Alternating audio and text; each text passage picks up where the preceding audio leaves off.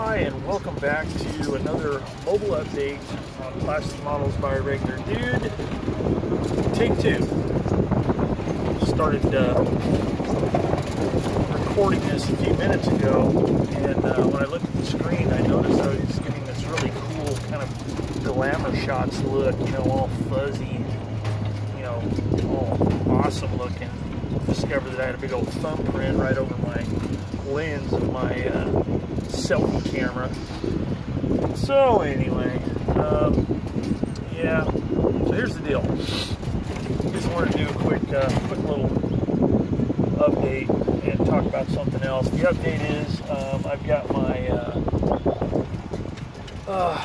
May update is done. It's ready to go. And I've got to edit that together later on, and I will post it up tonight, or upload it tonight, so it'll be up on YouTube by tomorrow morning, California time. So for those of you interested in an update, there'll be one coming up. So got that. So today I just want to talk briefly about something that, you know, I may have mentioned it before, and I'm going to mention it again, maybe in a little bit better detail, and try and form my thoughts a little bit better and try and keep it brief. But it's pertaining to model kit reviews. Now what sparked this is I saw a video this morning whereupon Will Pattison, he has a YouTube channel, and he did a review on let's see, I just went blank. He did a review on an aircraft kit, and he was talking about it, and he's building it, and he's talking about some of the stuff and some of the situations he's encountered, you know, some challenges and stuff like that. And it was really interesting, and I really enjoyed it, and I'll tell you why. And this is my philosophy. On a review, you often see, a person often sees reviews, either in written form or video form, where somebody says, you know, I've got the new such and such kit, or even an older kit, whatever, says, you know, I have, you know, this awesome kit by this awesome company. So I'm going to do a review, sometimes called an in-box review. Crack the box, you know, look at the box, you know, look at the box art, look at the stuff on the sides, open it up, you know, pull out the contents, you know, go through the instructions, look at the decals, and then go through all the part sprues. You know, comments on, hey, you know, this looks really good, the detail's awesome, you know, really crisply molded, you know, rivet detail or hinge detail on the hatches or whatever, you know, just talking about all this stuff. And, you know, that's fine. It's an inbox review. But, and let me preface this by saying, people that do inbox reviews, that's great. It's nice to see the stuff inside. And sometimes it's you know, it's helpful because, you know, if you look at something and it's like poorly molded, you're going to see it and it's like, well, I'm not going to buy that kit. But modern kits especially, you know, they can have some excellent detail regardless. So you look at the kit and it's like, all right, that's cool. And again, let me stress, I am not bagging on anybody that does that type of review, and I think there's a place for it. For me, the most helpful type of review is the kind of review that not only talks about the contents of the box, talks about the instructions, talks about the decals, stuff like that, but a build review, to me, is much better. So you look at the kit, you look at the detail of the kit. The detail is very nice. Okay, that's established. That helps you decide. Like I said, the molding is good. There's not a lot of cleanup, you know, flash, extra stuff like that. Sink marks, you know, that's good for looking at the parts out of the box. The decals, Look at the decals. You know, the kit may look great, the decals, you know, and so. You know, maybe they're printed out of register. You know, the different colors on, say, national insignia for the side of the aircraft aren't lined up properly. They're like off center or something. Or maybe they're blurry or whatever, or really ultra thick, you know. That's good to know, because then you can say, well, you know, the kit looks great, but the decals, not so much. So I'm going to order some aftermarket decals to replace these so I can make a nice kit. The instructions, you know, sometimes instructions, you know, they look great and you don't discover any problems until you actually start to build the kit. So there are good points of an inbox review, and they're fine. But to take it a step farther, and probably more important, is an actual build review.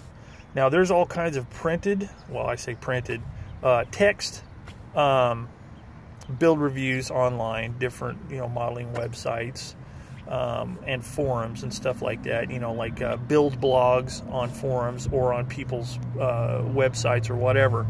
And those are good, because not only do they go through the contents, but they go through the actual build of the kit.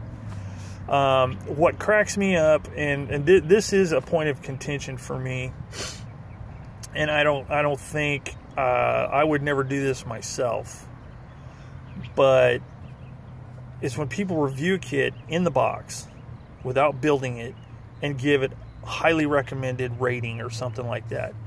To me, that's not really that great, because it hasn't been built.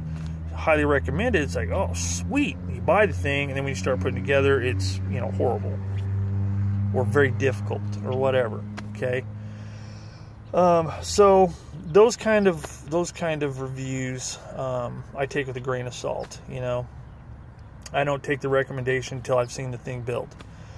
So getting back to the build review, so you do a build, you know, you've seen the contents of the box, and then the person that does a review tackles a build, whether it's in multiple steps or whatever, or, you know, it can be all crammed in one video with just segments on, hey, I ran across this or I ran across that. And to me, that is much more helpful. And again, not to toot Will's horn, but that's what he did in this particular instance. And there's many other, you know, examples. It's just I happened to see this one this morning, got me thinking about it. But he was having problems with the wheel bays, the gear bays, landing gear bays, whatever you want to call them. And it was kind of weird. He had to do some stuff, and then somebody else had posted some pictures and maybe some remarks, and a couple of the parts had been put in backwards or upside down or whatever. And Will's like, "Oh man, well, I'm a dope," you know. But then when he looked at the instructions, it wasn't his fault that it had the parts numbered incorrectly. Like they were flip-flopped.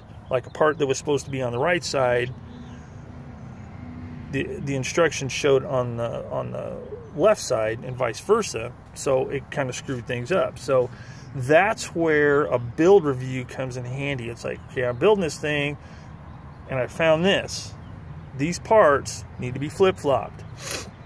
And that's, you know,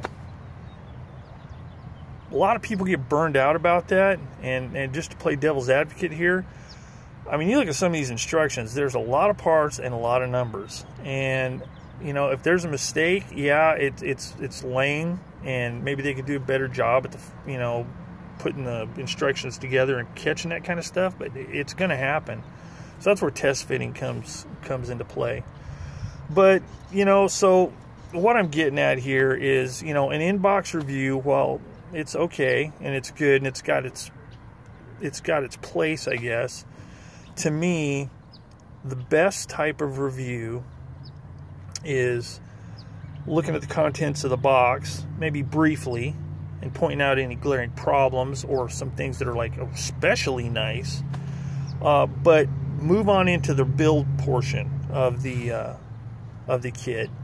And, you know, it doesn't necessarily have to be a step-by-step, but, you know, do a good, thorough build review of the kit.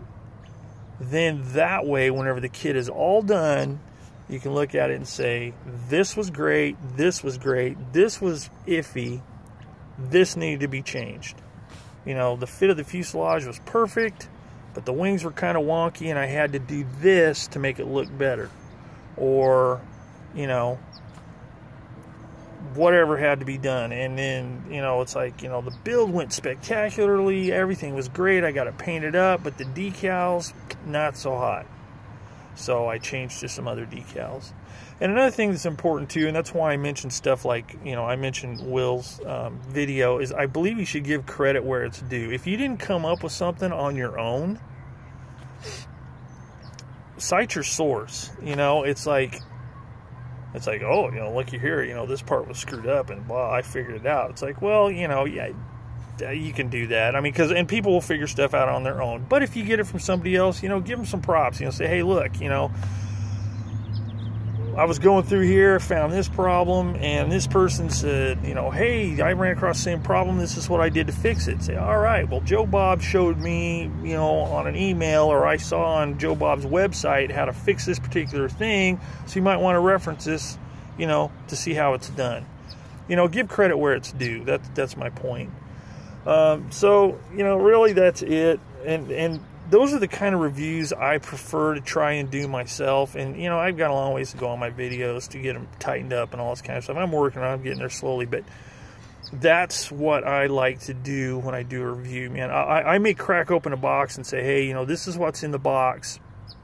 You know, I just got this kit. It's really cool, blah, blah, blah.